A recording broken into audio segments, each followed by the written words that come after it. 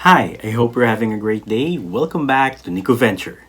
Do you want to work as a caregiver here in Japan but can't seem to figure out the best route for you? If you have watched some of my videos, you may figured out that I came here in Japan as a foreign student.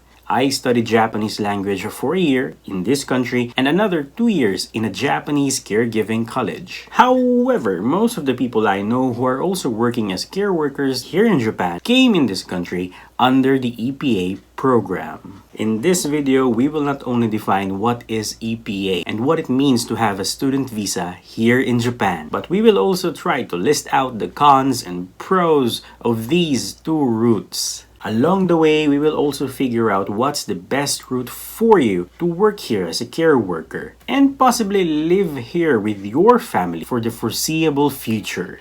So, without further ado, let's begin. EPA.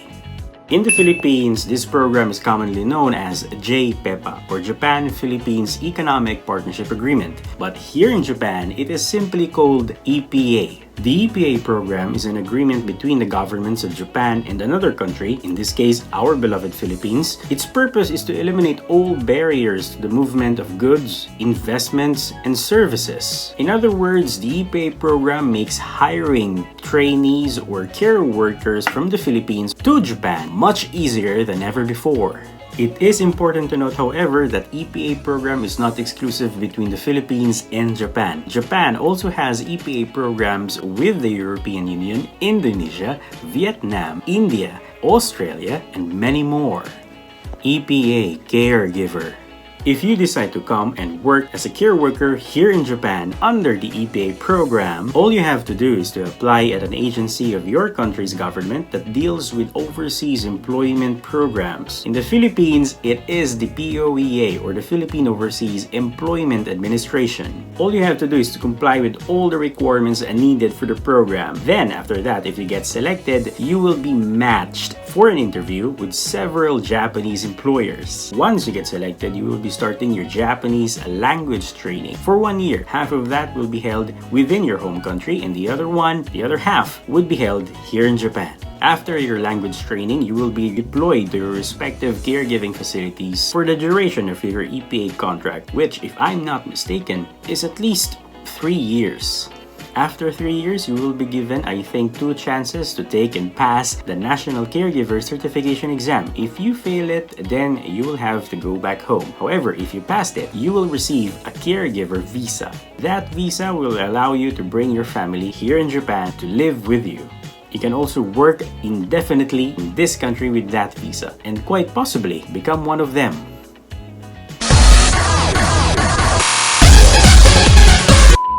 Student visa. If you're planning to study here in Japan, whatever you want to study, for more than 3 months, you'll need to get a student visa. In this case, you will have to comply with a list of requirements and pass them to the Immigration Bureau here in Japan or have your local agency handle it for you. But first things first, you need to choose your school. And since we're talking about Japanese caregiving here, it should be a Japanese caregiving college. Once you get into an agreement with the school, you will have to acquire a COE or a Certificate of Eligibility from, of course, the Japanese government. To do so, again, you will have to comply with all the needed requirements for your application, and that includes proof of your financial viability, a proof that you are capable to live and study here in Japan long term. The amount varies depending on your tuition fees, but it is undeniably huge. This is where things get a little bit tricky. We want to come here in Japan to earn money, an amount we cannot get in our home country. We are willing to pay certain fees just to set foot in the land where the sun rises. But obviously, we're not about to pay millions and millions of Japanese yen just to be able to study in a Japanese school, right? So what do we do? Enter the sponsors, or in this case, the Japanese caregiving companies. These companies will shoulder your tuition fees. In exchange, you will have to work for them after graduating for a fixed number of years based on your legal agreement. Essentially, you will become their scholar. The pressure is real. You will have to study harder than ever before because a foreign company is paying you to do so, or paying your tuition fees to do so. But wait, there's more. Since we're talking about becoming a caregiver here in Japan, it is imperative that you enter a Japanese caregiving college. To enter a Japanese caregiving college, you must have at least a minimum of JLPT level N3 and above. If you're like me and below that level, then you'll have to enter a Japanese language school here in Japan for a minimum of 1 year. So with a student visa and JLPT level below N3, you will have to spend 3 years, 3 long, arduous years studying Japanese language and Japanese caregiving. After that, you will have to take and pass the National Caregiver Certification exam. Then, it largely depends on your agreement with the sponsoring company on how long you will work for them as their care worker. EPA pros. First, safety. The biggest pro of coming here under EPA is that you're safe since you are protected by your government under their economic agreement with Japan. Many would say Japan is a safe country, but there are still crimes here, perhaps not as many as in your home country. You can still get injured here, scammed here, or even killed in this country. That's why this country is called Japan and not heaven. Arguably, the best part of being an EPA applicant is their allowance, which is comparatively huge, and you will start receiving it at the beginning of their 1-year language training. That is, you will receive an allowance during your 6 months language training in your home country and another set of allowance for 6 months here in Japan while you're sitting your ass down pretending to study Japanese language. To top it all off, the accommodation and food within that year are also free, at least as far as I know. Once you start your work as an EPA applicant in your respective caregiving facilities, you will receive your salary based on your EPA contract, which is around or more than 100,000 yen. The exact amount varies depending on various factors, and that includes your age. This time, you will have to pay your bills, rent on your own. You will not have a hard time looking for an apartment because that will be done by your company for you. This largely depends on what is stipulated in your EPA contract. But I believe there are some instances or events that will render your current contract, EPA contract, void and will allow you to discontinue your employment and return home. EPA cons. If the result of the interview process with the Japanese employers is that only one Japanese employer chose you to be their EPA applicant and that employer's company is located or situated at the peak of Mount Fuji, then you can either climb the mountain and work as a caregiver for them or back out and reapply next year. Only when multiple employers chose you that you can have the ability to choose your work location here in Japan. But it's a case-to-case basis. This is fairly obvious. If you failed the National Caregiver Certification exam for the nth time, that is, you depleted all your chances that was given to you, then you must go home. Unless, of course, your company will give you other chances or other means for you to stay longer here in Japan to continue working for them. There are some cases like that here. However, if there are no other means for you to stay here in Japan and work as a care worker legally, then you must go home. As an EPA applicant, you are not considered to be a full-time employee. The goal is for you to pass the National Caregiver Certification exam and become a full-time employee after that. To do that, you must have certain numbers of hours per week dedicated only to study. That is, you have to study and work at the same time for the duration of your EPA contract. The work as a caregiver here in Japan is undeniably laborious. Now imagine that you still have to take on weekly, if not daily quizzes and exams at the same time. Student visa pros. With 3 long years of your life here in Japan dedicated to studying alone, you will inevitably gain intelligence points in your stats. Since you're a full-time student during those 3 years, you're only required to work at a maximum of 40 hours per week. As such, you can dedicate yourself in devouring the Japanese language and familiarizing yourself with Japanese caregiving. If you get yourself a sponsoring company, then you don't have to worry about having a job after graduating. This is a common problem for those who took on a student visa route but didn't have a company that will hire them later. On top of that, after graduating, you will be considered a full-time employee. You will have the same salary with an entry-level Japanese employee with all the benefits that accompany it. I really don't want to say this, but if you graduate from a Japanese caregiving college here in Japan, your salary is way better compared to that of an EPA.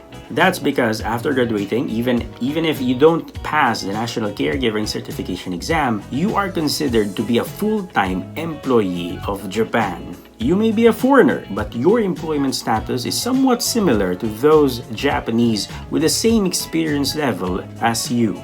Either in a Japanese language school or a caregiving college, you will meet people of different nationalities, not only Japanese. Essentially, you can broaden your horizons and explore exciting new cultures, not just the Japanese ones. Perhaps you can even learn their respective languages. If you are a student visa holder and you've graduated from a Japanese caregiving college, then good news. Even if you don't pass the National Caregiver Certification exam, you can still work here indefinitely as a care worker if you just work for straight 5 years as a caregiver immediately after graduating.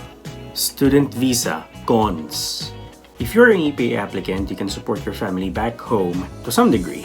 But if you're a student visa holder, you will definitely have a very difficult time. Especially when you're married and have a child, like me. The allowance or the salary you get by working your ass out for a maximum of 40 hours per week as a full-time student is barely enough for your needs and wants, but definitely not enough to support a small family back home. Depending on your company, you will have to pay your own bills and rent. Food and transportation will also be shouldered by you. As a student, you're only allowed to work for a maximum of 40 hours per week. That's the law of this country. You can certainly discreetly find other ways to earn more money, which I didn't do.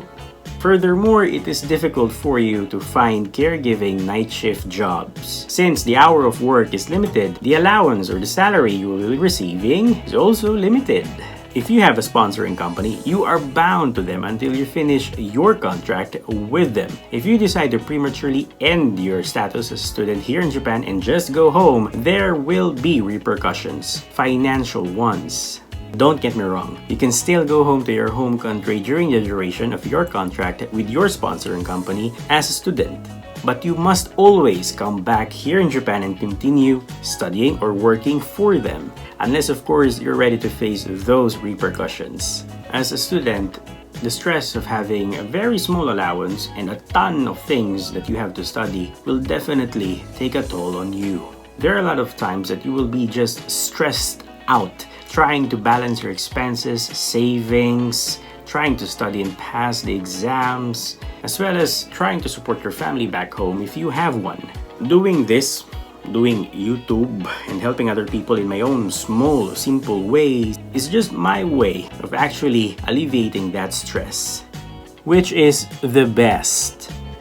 So, is the EPA program the best route for you to come and work here as a care worker? Or stress studying is more of your style? Which is it? If I were to answer that, I would be subjective, since I was a student visa holder one time here in Japan. I trudged through years of stress and suffering before I became what I am today, a miserable piece of shit. As such, I would say don't go with a student visa. No. Nevertheless, that would be unfair to you, since my experience doesn't mean will become your experience as well once you choose to have a student visa. From here on out, I will be speaking not as Nikko of NikkoVenture, but as Nikko, the breadwinner. If asked what is the best route to take to become a care worker here in Japan, would it be EPA or a student visa program? This would be my answer. If you're a breadwinner, that is, you have a family to support, whether that's your parents, siblings, a wife, or a child, or children for that matter, the EPA program is the best for you. That's because at the very beginning of your language program, the EPA language program, you will be receiving an allowance. Basically, you will get paid to study.